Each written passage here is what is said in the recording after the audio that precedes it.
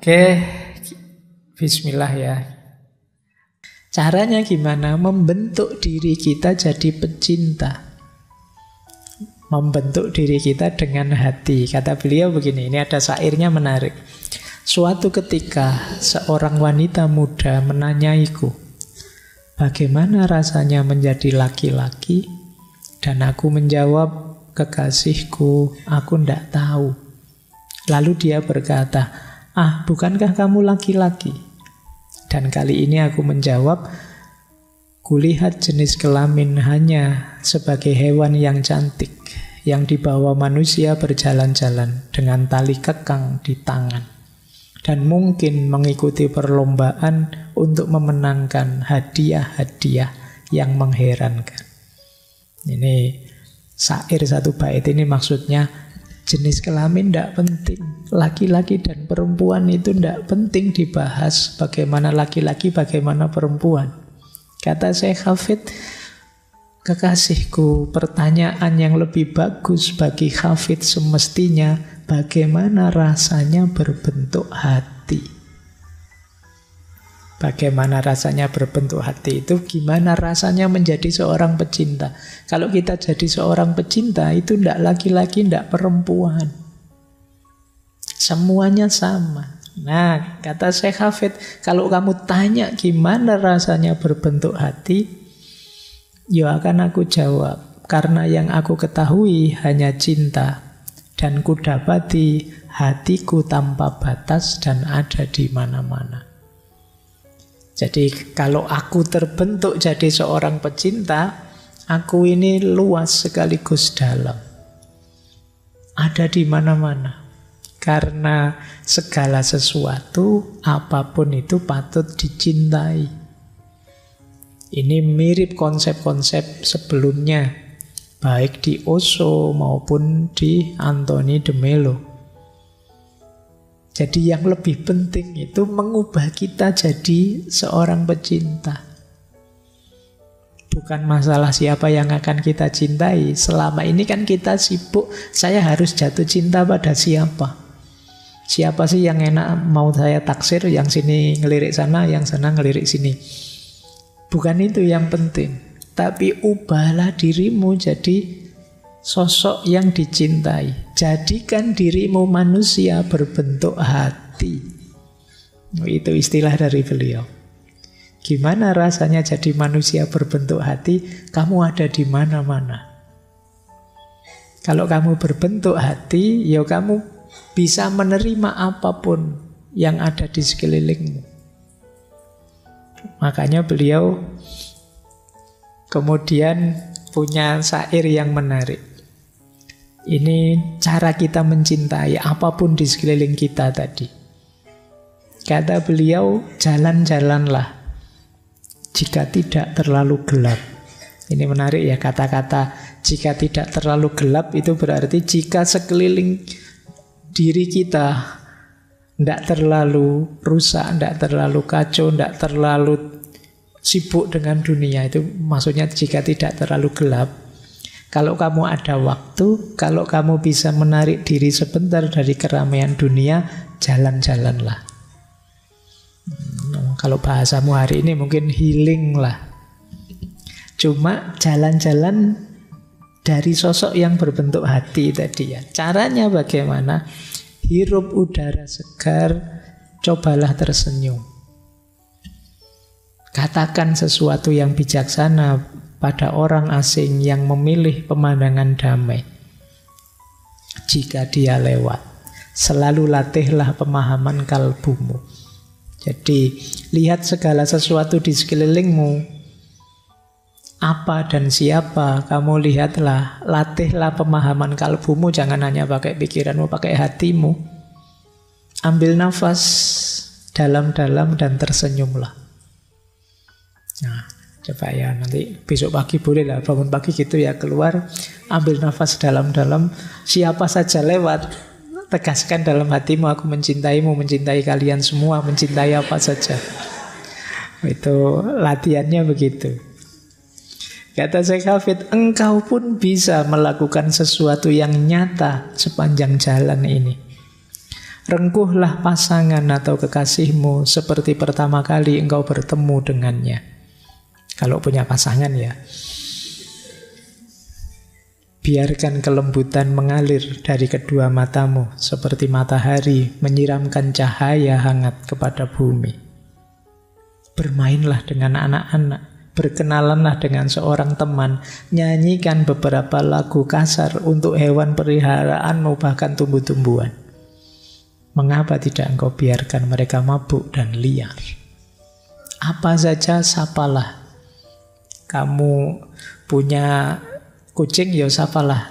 Kamu punya ayam, sapalah. Kamu punya dengan penuh cinta. Kamu nanti gembira mesti. Coba saja. Oke ya. Jadi kalau ada anak-anak diajak bermain, ada anak bermain kamu gabung, nanti kamu senang. Ada orang yang tidak kamu kenal, kamu kenalan, nanti kamu senang. Marilah bersulang di setiap anak tangga yang telah kita daki, di atas tangga evolusi berbisiklah. Aku mencintaimu, aku mencintaimu ke seluruh penjuru dunia yang gila ini. Jangan berhenti membaca tentang Tuhan. Kita tidak akan pernah memahami Dia. Itu maksudnya apa? Semua yang di sekeliling kita itu kan tajallinya Tuhan. Dari apapun yang kita lihat di sekeliling kita, kita bisa merasakan hadirnya Tuhan. Mungkin keindahannya, mungkin kekuasaannya, mungkin keagungannya.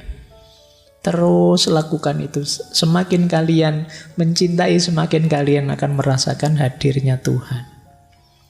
Lompatkan kakimu, ayunkan kepal tanganmu, ancam dan peringatkan seluruh semesta bahwa kalbumu tidak lagi hidup tanpa cinta.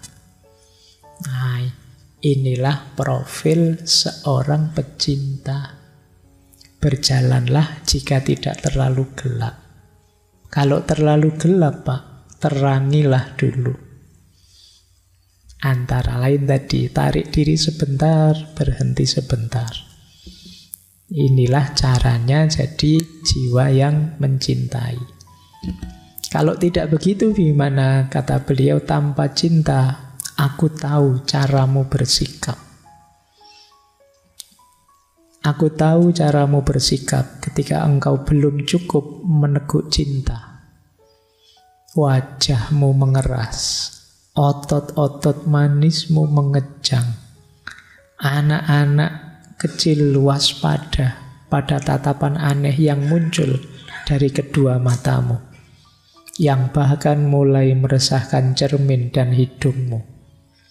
Tupai-tupai dan burung-burung merasakan kesedihanmu dan mengatur pertemuan penting di atas pucuk pohon yang tinggi.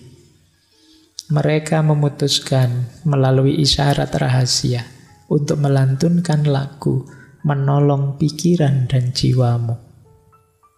Bahkan malaikat gemetar oleh kegilaan itu yang memancar ke dunia dan menghujankan batu-batu tajam dan tombak kepada yang tak berdosa dan keakuan manusia. Ini gambarannya orang yang di hatinya tidak ada cinta. Mengerikan. Tidak enak. Kalian deket saja tidak nyaman. Itu diilustrasikan anak-anak sampai khawatir. Ngeri. Orang marah itu kan kalian deket juga tidak enak kan. Orang kecewa, orang tidak puas, itu tidak enak, tidak nyaman. Jadi aku tahu, kalau engkau tidak ada cinta, aku tahu caramu bersikap, tidak jauh-jauh dari situ. Kata beliau, mungkin saja engkau menyobek setiap kalimat yang diucapkan setiap kawan dan guru, mencari anak-anak kalimat yang tersembunyi. Engkau mungkin saja menimbang-nimbang setiap kata dalam sebuah ukuran, seperti ikan yang mati.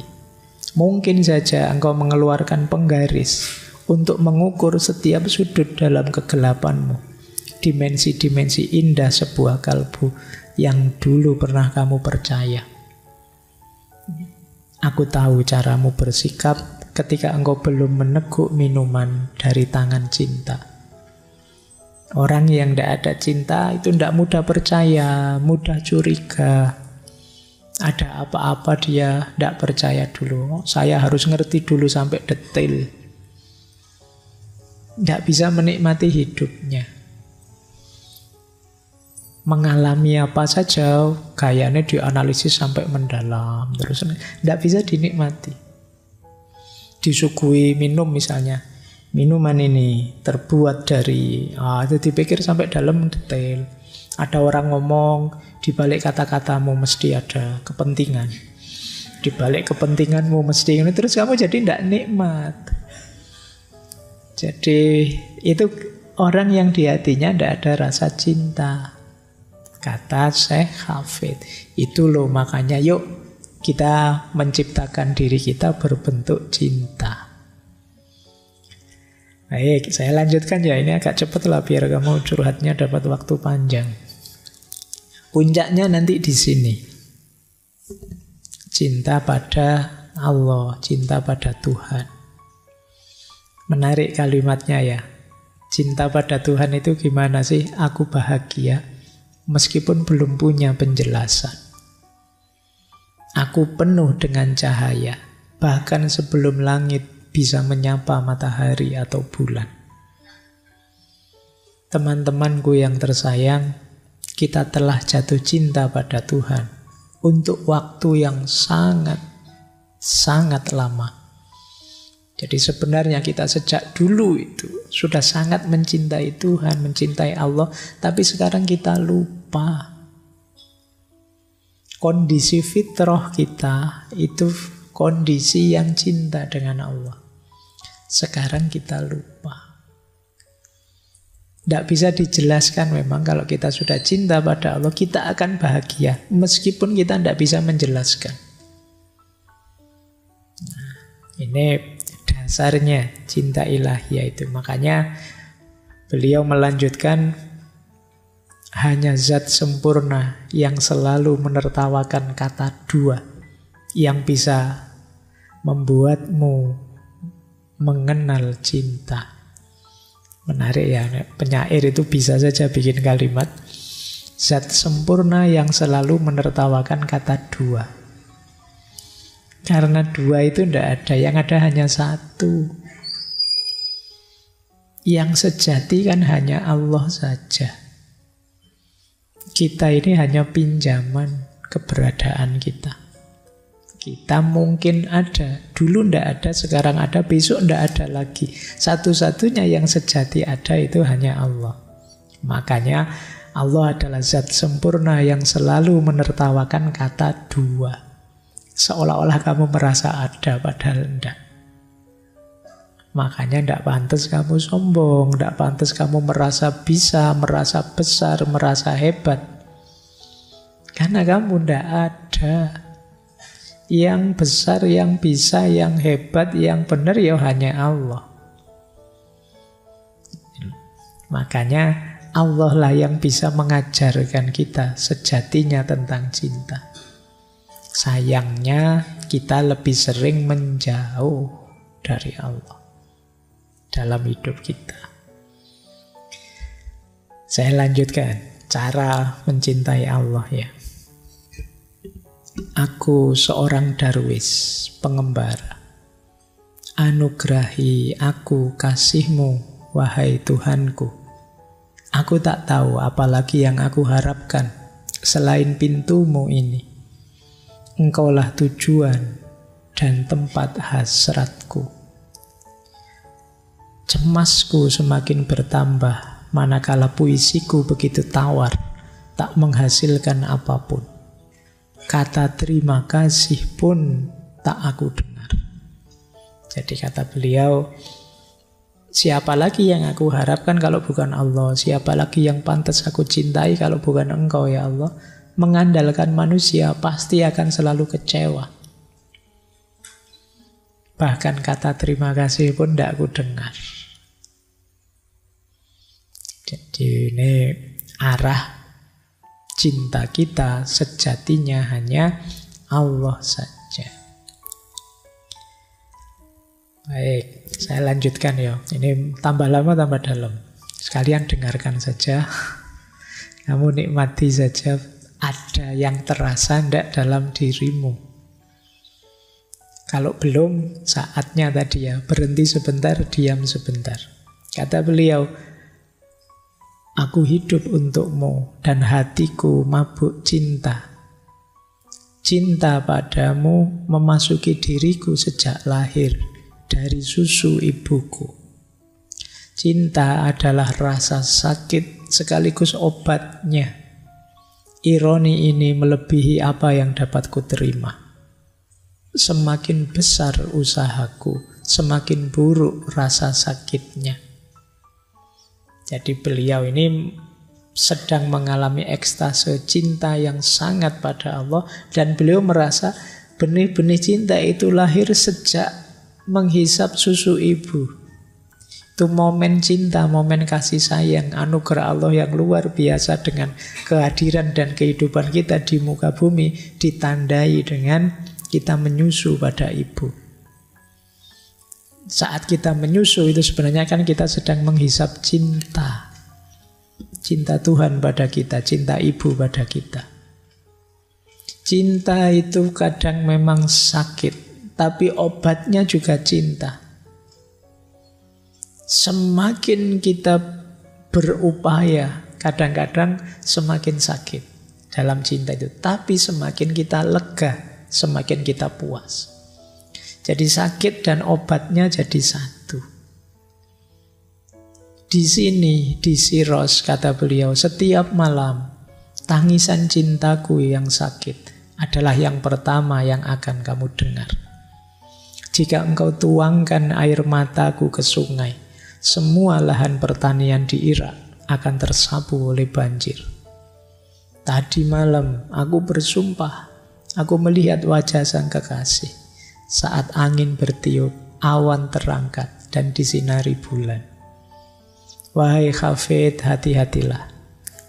Meskipun kamu mencintai dia, Raja itu maha kuasa dan cintanya dapat merenggut nyawamu. Ini menjelaskan yang depan tadi loh. Cinta itu ya penuh resiko, ya sakit, perlu pengorbanan. Tapi mengatasi rasa sakit itu dengan cinta itu sendiri. Jadi sakit yang kamu cari, karena dibalik rasa sakitnya ada obat. Itulah hakikatnya cinta. Baik, saya agak cepat biar kalian tidak banyak mikir. Karena tadi katanya Syekh Hafid di awal, jangan belajar cinta dengan nukilan buku logika. Semakin kamu banyak mikir, semakin nanti mungkin kamu bantah ini. Rasakan saja. Terus, tidaklah tentram hidup di bawah kolong langit ini tanpa Tuhan, tanpa anggurnya, bagai sekuntum kembang layu lunglai disapu angin derita. Tuhan, Hafid rindu kepadamu lebih dari Nabi Sulaiman. Hafid rindu padamu walau tangannya tak mendapat apa-apa kecuali angin. Hafid sangat rindu kepadamu. Tuh. Sudah sangat cinta beliau pada Allah. Kalian pernah tidak merindukan Allah? Atau tidak pernah mikir sampai ke sana? Atau sebenarnya kerinduan itu ada, tapi kamu tidak pernah peduli? Betapa jiwamu sebenarnya sangat merindukan Dia. Cuma selama ini teriakan kerinduan itu kamu abaikan. Tidak kamu dengarkan. Kamu tutupi dengan ambisimu, hasratmu, keinginan duniawimu. Makanya beliau bolak-balik bilang, Hafid rindu padamu ya Allah. Kalian boleh nanti malam bilang pada ya Allah, aku rindu padamu. Kalian mungkin bilang kayak gini kadang-kadang hanya kalau pas ada masalah. Itu pun karena kamu ingin Allah hadir ngatasi masalahmu. Kamu sebenarnya tidak butuh Allah, kamu hanya butuh solusi atas masalahmu. Ayo ya kita coba sekali-sekali, yuk kita rindukan hadirnya Allah. Allah saja cukup. Tidak pakai embel-embel apa-apa atau pamrih apapun. Nanti rasakan kedamaian di hatimu. Baik, saya lanjutkan. Di pagi hari, ketika aku mulai terjaga, terjadi lagi, kata beliau, perasaan bahwa engkau kekasih telah berdiri sepanjang malam mengawasiku. Perasaan bahwa segera ketika aku mulai goyah, engkau letakkan bibirmu di dahiku dan menyalakan pelita suci di hatiku. Ini jalan cinta, jalan kerinduan pada Tuhan. Kata Hafidz begini, aku selalu merasa kalau aku sedang tidur, beristirahat, memulihkan tenaga, justru kekasihku Allah kan tidak tidur, yang menjagaku, mengawasiku, sampai kemudian aku bangun lagi. Kalian pernah tidak berpikir sampai ke situ? Allah yang selalu dekat dengan kita, yang selalu mengawasi kita, berarti dialah yang menjaga kita saat kita sedang tidur. Dan itu sangat menyentuh hatinya Hafidz. Setiap kalau bangun tidur, alhamdulillah, terima kasih ya Allah, Engkau yang membuatku tidur, Engkau yang menjagaku saat aku tidur, dan Engkau yang pula yang membangunkan aku. Bahkan kata Hafidz, saat aku mulai goyah, ada masalah ini itu, Engkau letakkan bibirmu di dahiku sehingga menyala pelita suci di hatiku. Allah sangat dekat dengan kita. Pasti Allah yang akan menghibur kita, Allah yang akan jadi solusi atas problem-problem kita. Cuma kita sering tidak peduli pada Dia.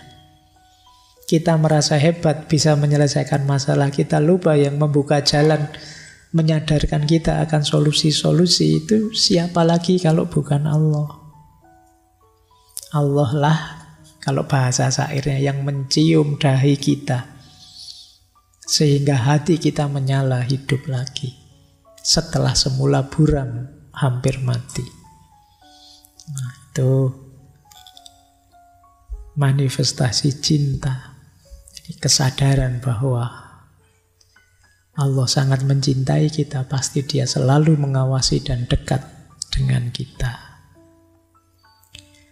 Baik, kita lanjutkan ya. Ini kalimatnya menarik. Satu, penyesalanku wahai kekasih, yang aku bertekad tak ingin memilikinya saat aku terbaring di tempat tidur kematianku, yaitu aku belum cukup menciummu. Ini jangan dipakai untuk pacarmu ya. Ini maksudnya cinta pada Allah. Aku khawatir nanti kalau aku sudah meninggal, tapi aku belum cukup mencintaimu, aku belum cukup bersyukur, aku belum cukup membuatmu rela, ridho, padahal engkau sudah memberikan segalanya padaku. Baik, jadi ini juga cara untuk membangkitkan kecintaan kita pada Allah. Jangan sampai Allah sudah memberikan segala keistimewaan pada kita, kita belum cukup bersyukur padanya, kita belum cukup, belum memberikan yang terbaik, yang membuatnya ridho. Jangan sampai jadi penyesalanku. Aku bertekad tak ingin memilikinya. Saat aku terbaring di tempat tidur kematianku, aku belum cukup menciummu. Oke, saya akhiri sekian. Kurang lebihnya mohon maaf. Wallahul muwafiq. Wallahu a'lam bishawab. Wassalamualaikum warahmatullahi wabarakatuh.